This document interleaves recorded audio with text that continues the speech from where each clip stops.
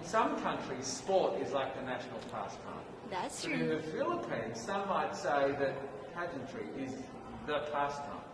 That's true. You know what? In the Philippines, we have pageants all over the places. Yes, we have pageants in the barangay, in school, national, local. That's why we really love Miss Universe. It's like it's giving pride and putting the Philippines back on the pedestal. That's why there's an added pressure as a candidate coming from a pageant-loving country. But it's a good pressure. I always look up to our former Miss Universe Philippines. They really did well in the competition. And now this is my time to show who I am, to offer what Rabia can show to the rest of the universe. So I'm very happy, and at the same time, I'm excited to make all my kababayans proud. And hopefully I do.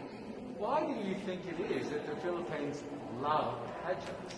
They have appreciation for beauty. We do love pageant because we used to think that we wanted to be included in the world, I have to be honest, in the Philippines, my skin color used to be not the standard of beauty. I was obsessed whitening my skin because these are the kinds of beauty queen we see on the mainstream. But things were different now.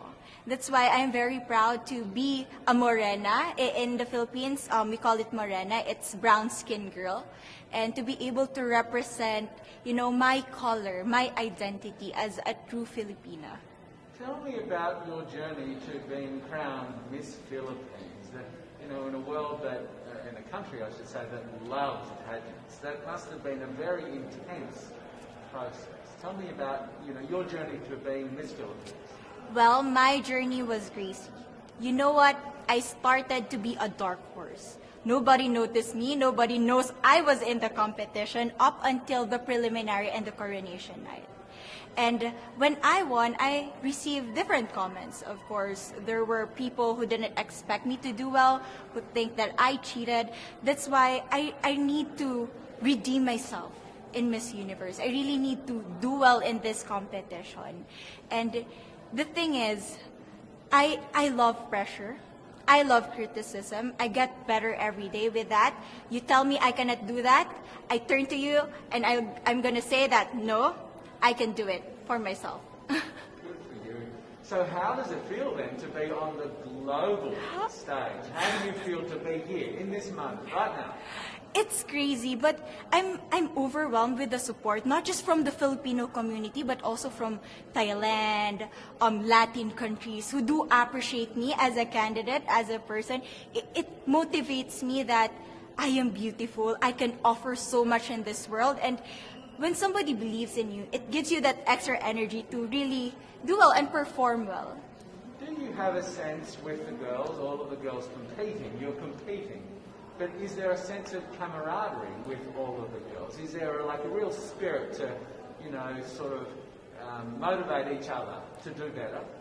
You know what? I have a different idea about Miss Universe. I thought it's going to be very competitive, in a healthy way, well, of course. But now I can see every girl helping each other, from fixing those hairs, from trying to zip up those outfits. It speaks of the closeness and the kind of camaraderie that we want to have. The goal of Miss Universe is not just to crown one girl, but also to build a genuine and long-lasting friendships among us. Would you say within the Miss Universe world, the contestants, is there a sisterhood? Are you sisters?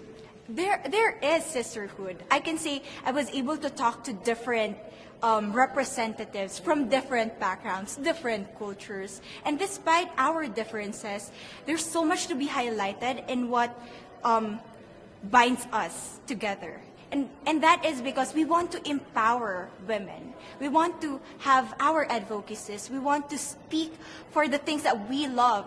And that's a celebration of women and the beauty that we have.